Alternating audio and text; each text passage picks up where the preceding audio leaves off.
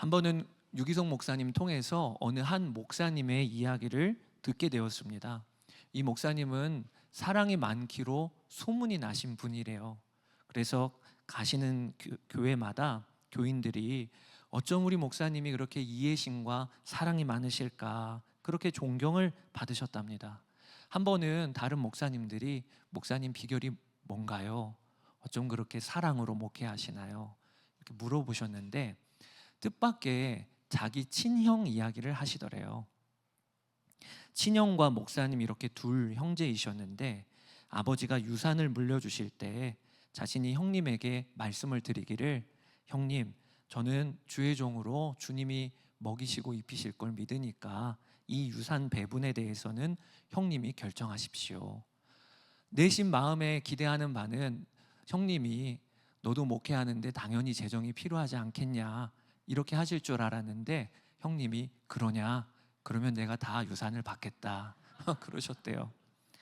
목사님이 결혼하시는 날 예식을 마치고 옷을 갈아입고 이제 신혼여행을 출발하려고 하는데 하객을 대접한 식당의 주인이 부랴부랴 와서 자기를 찾더랍니다. 그리고 동계산을 안 했다고. 어떻게 이렇게 도망을 가면 어떡하냐. 깜짝 놀라서 우리 형님이 계산하셨을 텐데요, 축의금 받으시고 다 정산하셨을 텐데요, 근데 알고 봤더니 형님이 축의금을 가지고 도망을 가신 거예요. 그렇게 가정을 시작하셨고 그렇게 목회를 시작하셨답니다. 그리고 나서는 가는 목회지마다 어떤 성도를 만나도 문제가 안 되시더래요. 왜냐하면 마음에 그래도 우리 형보단 나아 그래도 우리 형보단 나아. 그래서 미워할 사람이 없고 사랑하지 못할 사람이 없더랍니다. 그 이야기를 하셨다요. 여러분, 우리가 살면서 우리 마음에 미워하는 사람이 없다, 그리고 누구라도 이렇게 용납하지 못할 사람이 없다, 이건 정말 성공한 삶이죠. 그것만큼 복된 삶이 없습니다. 반대로 어떤 지위가 높아도 그리고 갖고 있는 소유가 많아도 마음에 미운 사람이 있어서 부대낀다, 그러면 그게 얼마나 괴로운 일입니까? 오늘 말씀을 통해서 미움에 대하여 좀 여러분과 말씀을 나누려고 합니다. 성경은 우리가 사람을 미워하는 것을 매우 무서운 죄라고 이야기하고 계세요. 오늘 본문 15절에 보면 자기 형제자매를 미워하는 사람은 누구나 살인하는 사람입니다. 우리 생각에는 미움은 흔한 마음의 감정이죠. 미워하는 일이 그렇게 심각한 거라고 여겨지지를 않는데, 그런데 오늘 성경은 미움은 살인하는 것이라 이렇게 이야기하고 있는 거예요. 그러니까 매우 미운 문제에 대하여 오늘 성경은 중요하게 다루고 있는 거죠. 여기서 우리가 먼저 알아야 될 것은 미운 생각이 드는 것 자체가 죄는 아니에요. 예를 들어 우리가 사람과 교제하다가 보면 서운한 마음이 들 수도 있고, 그리고 미워하는 마음이 불쑥 올라올 수도 있죠. 그런데 진짜 문제는 뭐냐, 그걸 붙잡고 사는 거예요.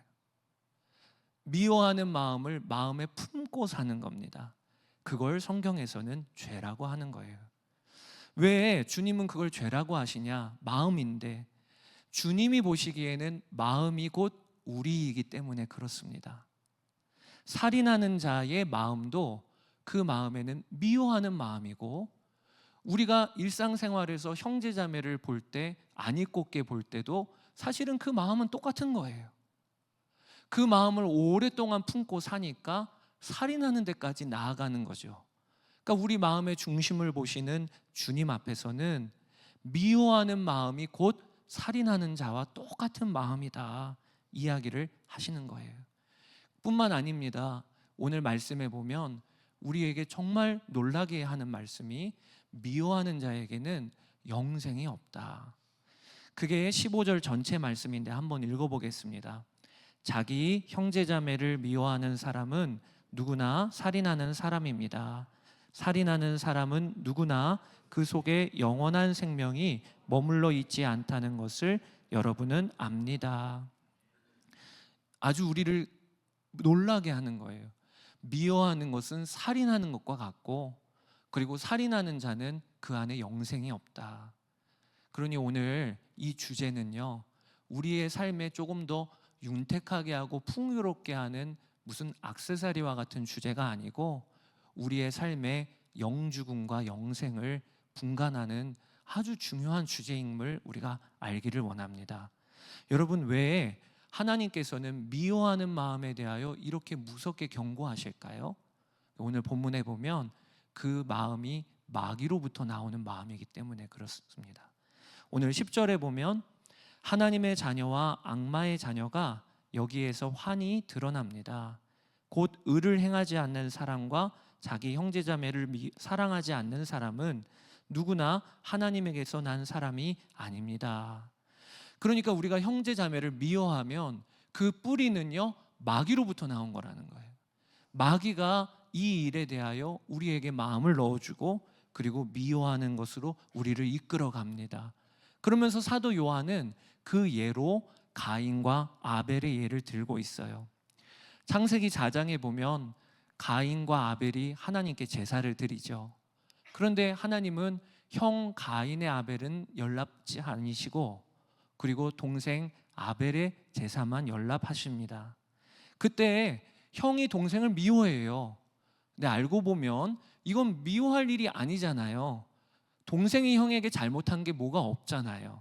그저 하나님께 예배드린 의로운 일을 한 건데, 그런데 왜 가인이 동생을 이렇게 미워하는 겁니까? 오늘 본문에 보니까 마귀에게 속하여서 그렇게 되었다라고 이야기하고 있어요. 12절, 우리는 가인과 같은 사람이 되지 말아야 합니다. 그는 악한 자에게 속한 사람이어서 자기 동생을 쳐 죽였습니다. 마귀는요, 성경에서 그 정체를 밝히는데 처음부터 살인한 자라. 그러니까 함께 살 수 없는 게 마귀예요. 함께 살 수 없는 게 마귀예요. 그리고 미워하게 하고, 그리고 갈라서게 하는 게 마귀의 역사입니다. 요한복음 8장 44절에 예수님께서 너희는 너희 아비 마귀에게서 났으니 너희 아비의 욕심대로 너희도 행하고자 하느니라. 그는 처음부터 살인한 자요 진리가 그 속에 없으므로 진리에 서지 못하고 거짓을 말할 때마다 제 것으로 말하나니 이는 그가 거짓말쟁이요 거짓의 아비가 되었습니다. 그러니 여러분, 오늘 혹시 예배드리러 오는 여러분들의 마음에 미워하는 자가 있으십니까? 또 미움을 품고, 그리고 그것을 계속 마음에 붙잡고 사는 분이 계십니까? 그렇다면 그것은 마귀에게 속한 일이라는 거예요. 이 일에 대하여 우리가 정말 하나님께 나아가야 하는 것이죠. 아무리 좋은 의도라도, 좋은 의도로 교회도 세워보려고 하고, 좋은 의도로 가정도 세우려고 하고, 좋은 의도로 나라와 민족도 위한다고 하지만 그 마음에 미움이 역사하고 있다면, 그러면 사실은요, 그 좋은 의도가 마귀의 일대로 오염될 수 있는 거예요. 그래서 우리가 가정을 운영하고, 그리고 교회를 섬기며, 그리고 나라를 위하여 우리가 일을 할 때도 중요한 것은 우리 안에 미움이 역사한다면 멈춰야 하는 겁니다. 왜냐하면 악한 마귀가 우리를 도구 삼아 이용하기 때문에 그런 거죠. 하나님께서는요, 그 사람은 미워해도 돼, 내가 봐도 진짜 너무했다, 이런 사람 없습니다. 우리의 삶에 아무리 우리와 원수와 같이 대척점에 선 자라 할지라도, 그리고 우리를 향하여 매우 나쁘고 악하게 우리를 찌른다 할지라도 하나님은 그 사람을 미워하는 걸 허용치 아니하세요. 왜 그러냐? 그 미워하는 것 때문에 내가 망쳐지니까, 내가 하나님으로부터 멀어지니까. 정연희 씨의 원수 사랑이라는 시가 있어요. 그 시를 읽어드릴게요. 원수를 사랑하라, 원수를 사랑하여라. 무슨 말입니까 주여? 내 하나님이여 무슨 말씀입니까? 내게는 그리도 엄격하시면서 어찌 내 원수에게는 그리 관대하십니까? 보아라, 나와 함께하는 것아 내가 원수와 똑같은 얼굴이 되는 것을 나는 참을 수 없구나. 하나님께서는요, 미워하는 마음을 품고 있으면 내가 망가지니까, 그러니까 아무리 상대가 원수와 같이 행할지라도 미워하는 일에 대하여 우리에게 미워하지 말라, 그 마음을 내려놓으라고 말씀하시는 거예요. 오늘 이 주제를 가지고 여러분에게 오늘 본문을 의지해서 두 가지, 우리가 어떻게 미움을 품지 않고 살 수 있을까, 이 두 가지 말씀을 나누려고 합니다. 첫 번째는 우리가 의를 행할 때 혹은 선을 행할 때 오해받는 일이 있음을 이상히 여기지 말아야 한다는 것입니다. 여러분, 왜 미워하는 감정이 생깁니까? 잘해보려고 그 사람에게 애를 썼는데, 그리고 오는 반응이 내 성에 안 찰 때 미운 감정이 생기는 거죠. 오늘도 여러분 중에 나는 교회에서 미운 사람 아무도 없어, 그렇다면 사랑의 사람이어서 그러실 수도 있고요, 반대로 어떤 사랑의 수고도 안 하니까 그러실 수도 있는 거예요. 내가 교회에 와서 속회도 참여 안 하고 교회에 와서 어떤 성김도 없으니까 관계 자체가 없어요. 미워할 사람이 누가 있겠어요? 그저 목사님 오늘 설교 좋았네 안 좋았네 그 정도만 하고 돌아가시는 거죠. 사랑의 수고가 있으니까 실망도 되고, 사랑의 수고가 있으니까 어떨 때에는 미움과 증오도 쌓이게 되는 거예요. 여러분들이 꼭 알아야 될 것은 우리가 사랑의 수고를 했을 때, 그리고 의를 행했을 때 오해받는 일이 벌어질 수도 있고, 그리고 어떠한 내 소망과 기대대로 결과가 안 날 수 있음을 아셔야 합니다. 그리고 그것을 이상히 여기지 말아야 합니다. 오늘 본문에도 보면 사도 요한이 이런 이야기를 하고 있어요. 형제자매 여러분, 세상이 여러분을 미워해도 이상히 여기지 마십시오. 의를 행했는데, 선을 행했는데, 그런데 오히려 세상은 인정도 안 하고 반대로 미워하기까지 한다는 거예요. 그때 사도 요한이 이상히 여기지 마십시오. 한 자매가 경찰 공무원으로 일을 하는데 당직을 이제 돌아가면서 서는 겁니다. 혼자 사는 이 자매가 당직 끝나고 빈 집으로 들어오면 마음이 헛헛하고 외롭고 그런 마음이 들더래요. 근데 어느 날 기도하다가 하나님께서 마음에 감동을 주시기를, 너도 그러하거늘 다른 당직 쓰는 동료들도 그러지 않겠니? 그러니까 네가 한번 선을 베풀어 봐라. 당직 마치고 그리고 근무 끝나는 동료들에게 한번 사랑으로 한번 베풀어 봐라. 그래서 그 일에 순종해서 당직 마치는 동료들에게 간단한 간식과 손편지를 써서 매번 가져간 겁니다. 그게 받을 때 사람들이 깜짝 놀라면서 좋아했대요. 근데 얼마 지나지 않아서 회사에 소문이 돌기를, 경찰서에 저 친구가 진급하려고 안달이 났어. 고과 점수 잘 받으려고 아주 별짓을 다 하더라고. 이런 이야기가 돌아 자기한테 들린 거예요. 얼마나 낙심이 되던지, 아니 나는 순종한다고 했는데 그런데 어떻게 사람들이 이렇게 오해를 하나 하면서 저한테 찾아와서, 목사님 제가 그런 마음으로 순종했는데 결과가 이게 뭐예요? 하면서 눈물을 뚝뚝 흘리더라고요. 이런 일이 벌어진다는 거예요.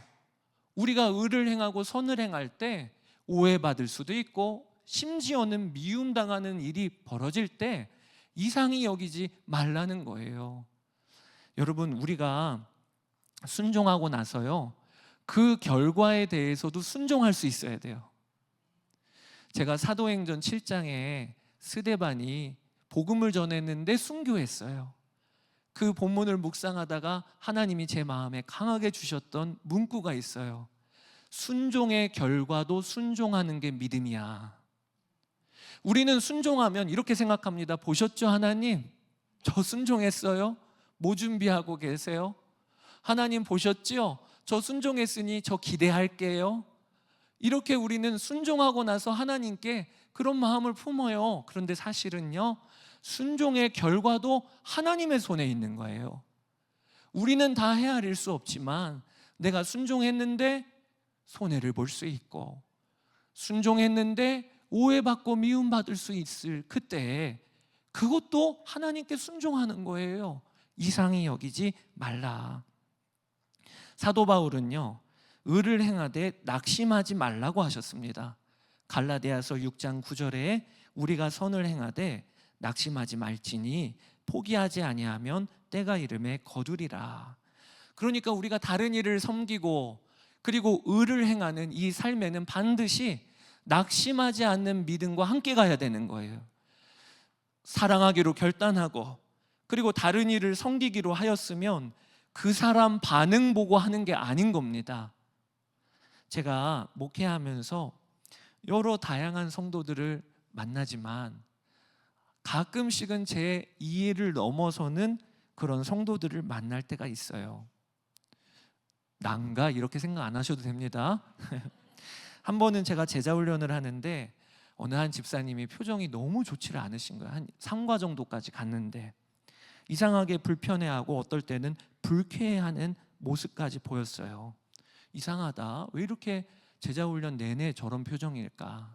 그러다가 한 절반 정도 지났을 때 요즘 마음에 품어지지 않는 사람이 누구입니까? 라는 질문으로 돌아가면서 대답을 하는데 그 집사님이 이런 얘기를 하시는 거예요. 목사님이요. 이러는 거예요. 목사님이요. 그래서 제가 순간 제자훈련생 전체 분위기가 싸늘해졌어요. 그래서 제가 무슨 잘못을 했습니까? 고칠 것이 있습니까? 그렇게 여쭤봤더니 그분의 대답이요, 너무 지금도 인상 깊어요. 뭐라고 하셨냐면, 목사님, 왜 유기성 목사님처럼 말씀하시는 겁니까?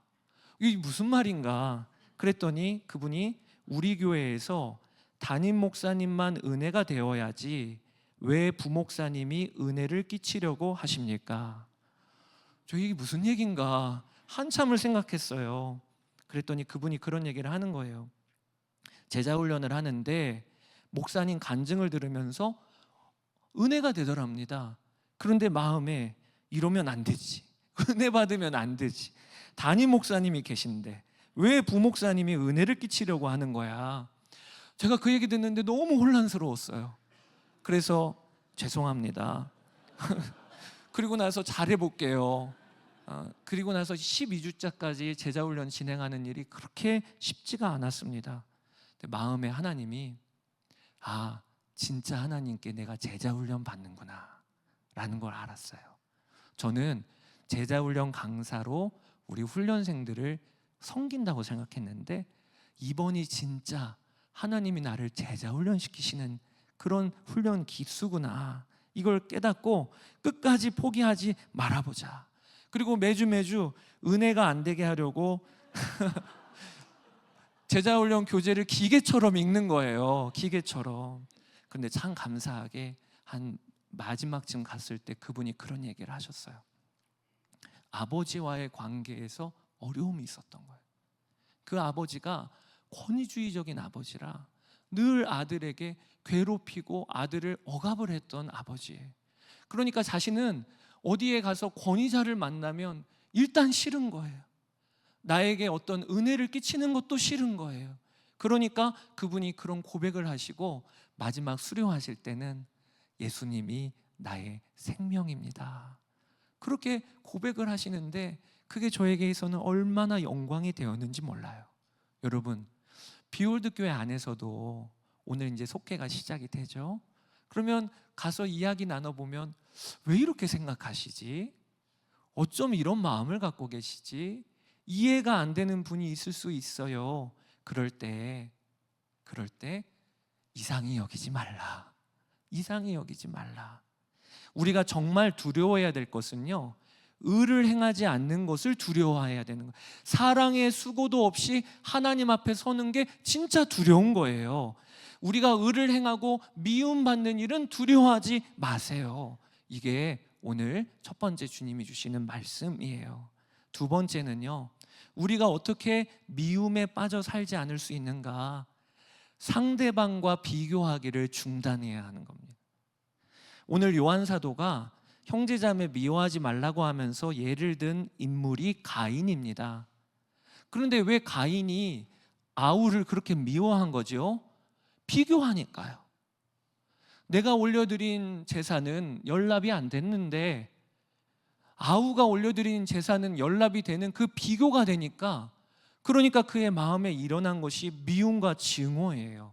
여러분, 마귀는요 우리에게 어떻게 역사하냐면 끊임없이 다른 사람과 나를 비교하게 합니다. 그래서 뭘 보게 하냐면 없는 걸 보게 해요. 저 사람은 저렇게 부유한데 나는 이렇게 가난해. 저 사람은 저렇게 누리는데 나는 왜 이렇게 없나. 그걸 주목하게 하면서 내 마음에 시기가 일어나게 하고 증오가 일어나게 해요. 반대로 성령님께서는요 없는 걸 주목하게 하시는 게 아니라 있는 걸 감사하게 하십니다. 내가 다른 거 다 없어도 하나님의 자녀야. 다른 건 못 누려도 성령 하나님은 내 안에서 역사하고 계셔. 이 있는 걸 성령께서는 주목하게 하세요. 그래서 고린도전서 2장 12절에 우리가 세상의 영을 받지 아니하고 오직 하나님으로부터 온 영을 받았으니 이는 우리로 하여금 하나님께서 우리에게 은혜로 주신 것들을 알게 하려 하심이라. 다른 사람과 비교하며 없는 걸 주목하며 살면 미워하며 사는 거예요. 왜? 마귀가 이끌리는 대로 그냥 끌려다니는 거니까. 그런데 성령께서는 있는 걸 주목하며 감사하게 하십니다. 어느 한 목사님이 매해 신년이 되면 성도들에게 반복적으로 하시는 말씀이 있으시대요. 그게 성도 여러분, 다른 사람과 나를 비교하지 마십시오. 그것은 아무런 유익이 없습니다. 대신 오직 작년의 나와 금년의 나를 비교하세요. 작년의 나와 금년의 나, 혹은 어제의 나와 오늘의 나를 비교하세요. 거기에서만 유익이 있는 것입니다. 마태복음 25장에 보면 예수님께서 달란트 비유를 하실 때 똑같이 나눠주셨다고 하지 않으셨어요. 1달란트 받은 사람이 있고 2달란트 받은 사람이 있고 5달란트 받은 사람이 있습니다. 하나님께서는요 우리의 성품 또 우리의 우리됨에 따라 각각의 은사를 주세요. 다양하게 하나님이 자리에서 맡기시는 일은 다양합니다. 그렇기 때문에 내가 다른 사람과 비교하면요 없는 것만 보이게 되는 거예요. 진짜 우리가 해야 될 것은요 어제의 나와 오늘의 나를 비교하는 겁니다. 제가 비올드 교회를 섬기지만 교회도요 다른 교회와 비교하면 저 끊임없이 마음에 불만족스럽습니다. 그리고 욕심이 생겨요. 그렇게 비교하면 안 되고, 비올드 교회는 작년의 비올드 교회와 금년의 비올드 교회만 비교하는 거예요. 속회도 마찬가지입니다. 오늘 우리 속회 갔더니 다른 속회랑 비교하지 마세요. 저희가 장소가 여의치가 않아서 속회가 같이 모여서 예배합니다. 세상에 저기는 간식이 풍성해. 이렇게 비교하시면 안 돼요. 그게 아니라 작년의 우리와 금년의 우리를 비교하는 거예요. 하나님 더 잘하게 해주세요. 하나님 더 주 안에서 성숙하게 해주세요. 그 비교만 나를 살리는 겁니다. 오늘 요한 사도가 16절에 아주 중요한 선포를 합니다. 그것이 주님이 나를 위하여 목숨까지 버리셨다. 우리 같이 한번 읽어보겠습니다. 그리스도께서 우리를 위하여 자기 목숨을 버리셨습니다. 이것으로 우리가 사랑을 알게 되었습니다. 그러므로 우리도 형제자매를 위하여 목숨을 버리는 것이 마땅합니다. 다른 사람과 비교할 게 없이 그저 내가 누구인가가 중요한 거예요. 이 자리에 와서 예배드리는 우리는 누굽니까? 그리스도께서 목숨까지 버려 사시는 사람이 바로 나예요. 이걸 정말 알면요 다른 사람과 비교할 일이 없어요. 그죠? 감사하고 찬양할 일이죠.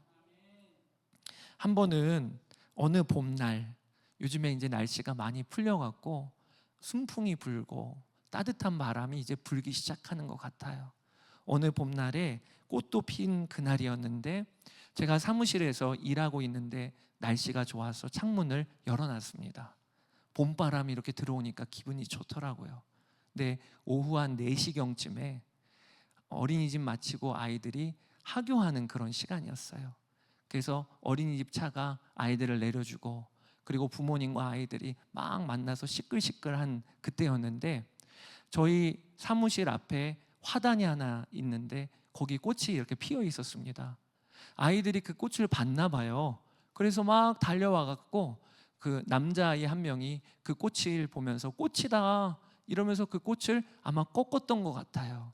그런데 함께 왔던 여자아이가 한마디를 했는데 진짜 명언을 날렸어요. 뭐라고 했냐? 나는 꽃 안 꺾어, 내가 예쁘니까. 이렇게.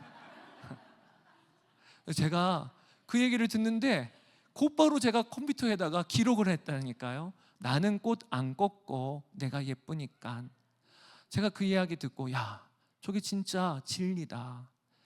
그리스도 안에서 내가 주님의 생명으로, 주님의 피값으로 산 아름다운 존재임을 알면 다른 꽃 꺾을 필요가 없는 거예요. 다른 사람의 아름다움을 망칠 필요가 없는 거예요. 내가 예쁘니까. 이 눈이 열리는 게 중요한 거죠. 사랑하는 여러분, 오늘도요, 말씀을 통해, 예배를 통해 우리는 뭘 발견하는 겁니까? 예수 그리스도께서 나를 위해 목숨을 버리셨어.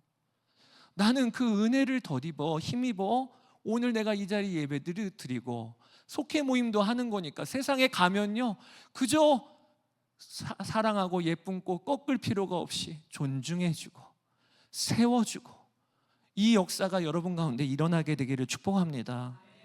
여러분, 미워하는 자가 있으세요? 마음에 거리껴지는 자가 있으세요? 그러면 가장 최고의 방법이 하나 있어요. 그게 무엇이냐면 그 사람 위해 기도하는 거예요. 미워하는 자가 있다면 여러분들의 제1 기도 제목으로 그 사람을 축복하는 기도를 올려드려 보시기를 바랍니다. 영국의 1800년대 말에 영국 런던에 정말 트로이카라고 할 정도로 그 영국 런던의 교회 부흥을 이끌었던 세 목사님이 계세요. 한 분은 프레드릭 마이어 목사님이시고, 그리고 한 분은 우리가 너무 잘 아는 찰스 스펄전 목사님이고, 그리고 한 분은 캠벨 몰간 목사님입니다. 이 세 분의 목사님들이 정말 한 시대에 살 정도로, 그리고 런던이라고 하는 도시를 거기에서 목회하신다는 게 특별한 시기였어요. 그런데 이 프레드릭 마이어 목사님은요, 다른 목사님에 비하여 명성이나 설교의 권위가 좀 떨어졌다고 스스로 판단이 되셨습니다. 그래서 늘 마음에 찰스 스펄전 목사님처럼 설교했으면, 또 캠벨 몰간 목사님처럼 권위 있는 목회를 했으면 좋겠는데, 자기는 영 비교해보면 딸리는 것 같고 부족해 보이니까, 그러니 마음에 시기가 일어나더래요. 그리고 기도가 안 되고, 하나님, 저는 이게 뭡니까? 왜 스펄전 목사님처럼 탁월한 설교를 하는 것도 아니고, 그리고 캠벨 몰간 목사님처럼 그렇게 권위 있는 목회도 못합니까? 늘 기도의 자리에서 불평을 한 거죠. 그런데 어느 날 하나님께서 이 마이어 목사님한테 기도를 바꿔라 라고 하는 감동을 주시더래요. 어떤 기도냐? 스펄전 목사님과 캠벨 몰간 목사님에게 큰 복을 주소서, 이렇게 기도하라고 하나님이 감동을 주셔서 그때부터는 이제 기도하는 거예요. 나와 다르고 차이가 있는 걸 붙잡고 기도하는 게 아니라, 하나님이 그들을 축복하라고 했으니까 축복의 기도를 올려드리는 겁니다. 한 번은 공예배 때 이런 기도까지 하셨대요. 하나님, 몰간 목사님 교회에 큰 복을 주셔서 사람들이 가득 메워지게 해주소서. 그래서 들어갈 자리가 없으면 우리 교회로 보내주소서. 장로님들은 놀라는 거죠. 아니, 목사님이 어떻게 저런 기도를 하는가. 참 감사하게 그 기도하는 그 마이어 목사님 교회가 든든하게 서는 거예요. 하나님이 사람들을 보내주시고, 그리고 이 목사님 안에서 양육받고 귀한 인물들이 나오는 일이 벌어지는 거죠. 이와 같아요. 내 마음에 누군가 거리껴지고 마음에 미운 사람이 있거든. 그러면 하나님은 우리에게 무기처럼 주신 것은 기도예요. 그 사람을 위해 축복하면 하나님이 나도 살리시고 그 사람도 살리게 되는 겁니다. 사랑하는 여러분, 우리 비올드 교회가 미워하는 자가 없는 교회 되기를 축복합니다. 그게 얼마나 복입니까? 교회 생활하면서도 늘 미웃고 믿고, 그래서 잘라내면요, 그러면 나중에 돌아보면 남는 게 하나도 없어요. 하나님 나라는 그런 모습이 아닙니다. 하나님 나라는요, 미운데 품어주니까 어느 순간 어여삐 보이고, 그리고 나와 너무 다른데 하나 되면서 그 풍성함이 이루 말할 수 없는 게 하나님 나라의 모습인데, 그 나라 가서만 경험하는 게 아니고 비올드 교회에서 경험하는 복이 다 있으셔야 돼요. 그래서 하나님, 정말 저희가 미운 게 품어지고 미운 게 넘어가는 이 증인이 되게 해주십시오. 요한복음 13장 35절에 보면, 너희가 서로 사랑하면 이로써 모든 사람이 너희가 내 제자인 줄 알리라. 비올드 교회는 간판 달고 십자가 세웠다고 세상 사람들이 교회 저기 있네 아는 거 아닙니다. 뭘 보고 아는 거냐면, 오늘 예배드리는 우리가 미운 걸 넘어서 서로 품어주고 사랑하면, 그러면 알게 된다는 거예요. 저기 교회가 있네, 저기 주의 사람들이 있네. 그 역사가 가정이 되시기를, 속회가 되시기를 주의 이름으로 축복합니다. 이 시간에 우리 함께 기도하고 찬양하고 기도하기를 원하는데, 신실하게 진실하게 거룩하게 살게 하소서. 이 찬양을 부르면서 여러분 중에 혹시 미움을 품고 있는 이가 있다면, 거리끼는 이가 있다면, 하나님 제 마음 만져주소서, 제 마음을 새롭게 하소서. 그렇게 우리 찬양하며 나아갑시다. 신실하게 진실하게.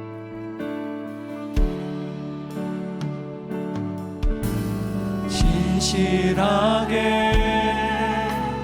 진실하게 거룩하게 살게 하소서. 진실하게 진실하게 거룩하게 살게 하소서. 한 번 더 고백합시다. 신실하게 진실하게 진실하게 거룩하게 살게 하소서. 진실하게 진실하게 거룩하게 살게 하소서. 우리 고백합시다. 하나님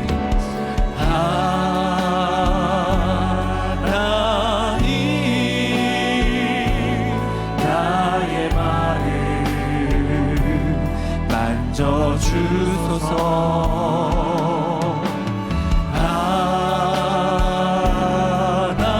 하나님 나의 영혼 새롭게 하소서. 하나님 나의 마음 만져주소서. 하나님 나의 마음 만져주소서.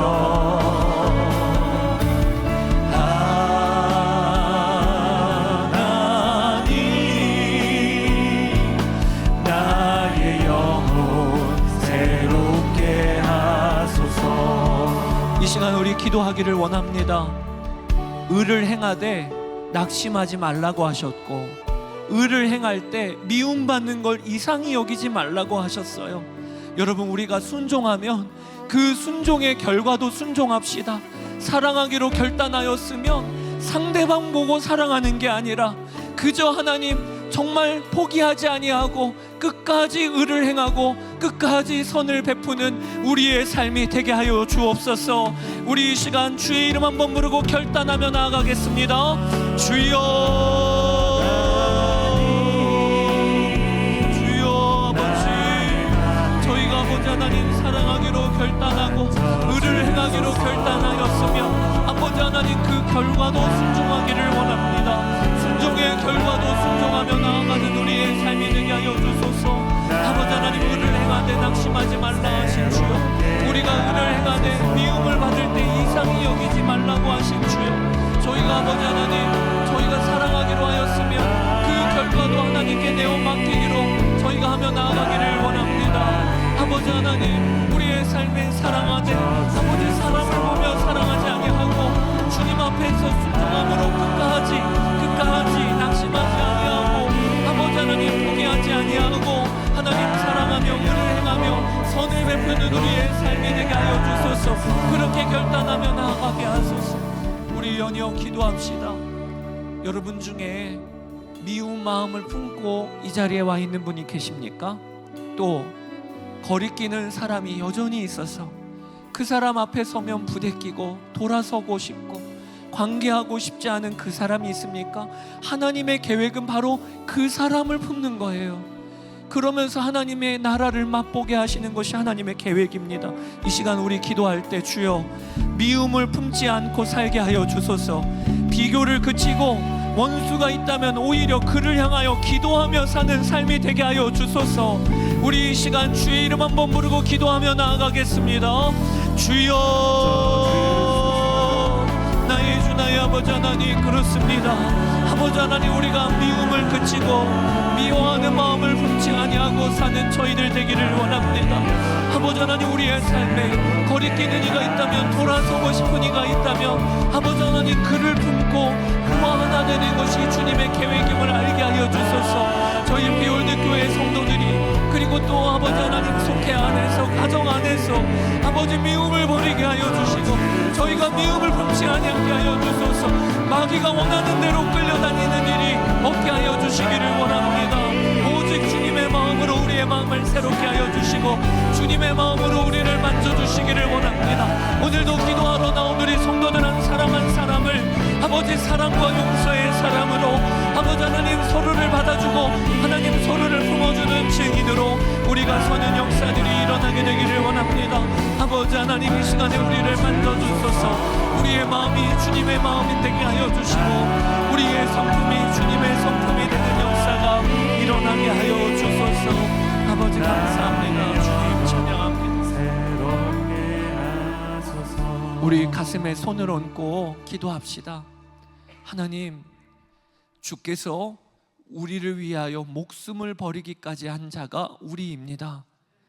하나님, 주님이 나를 그렇게 존귀히 여겨주셨으니 다른 이와 비교할 일이 아니라 그저 감사하고 감격해 하는 우리의 삶이 되게 하여 주소서. 다른 이를 바라볼 때 아버지 하나님, 내가 선을 베풀고 의를 행하는 그것 결과를 기대하는 것이 아니라 그것마저도 주님께 순종하고 그저 선을 행하되 포기하지 아니하게 하시고 선을 베풀되 낙심하지 아니하게 하여 주소서. 아버지, 또한 우리가 갈망하고 원하기는 비올드 교회가 오늘 모이는 속회가 우리의 가정이 사랑으로 원수도 품고 미운이도 받아주는 그런 증인 공동체 되기를 원합니다. 그리하여 우리의 삶에 하나님 나라를 맛보는 역사가 있게 하여 주옵소서. 이번 한 주간도 주여 마귀가 원하는 대로 끌려다니지 아니하게 하시고 미움이 들거든 주의 십자가 보혈로 버리게 하시고 그리고 주님께서 하나 되게 하시는 역사를 이번 주에 경험하게 하여 주옵소서. 감사드리며 우리 주 예수 그리스도의 이름으로 기도드렸습니다. 아멘.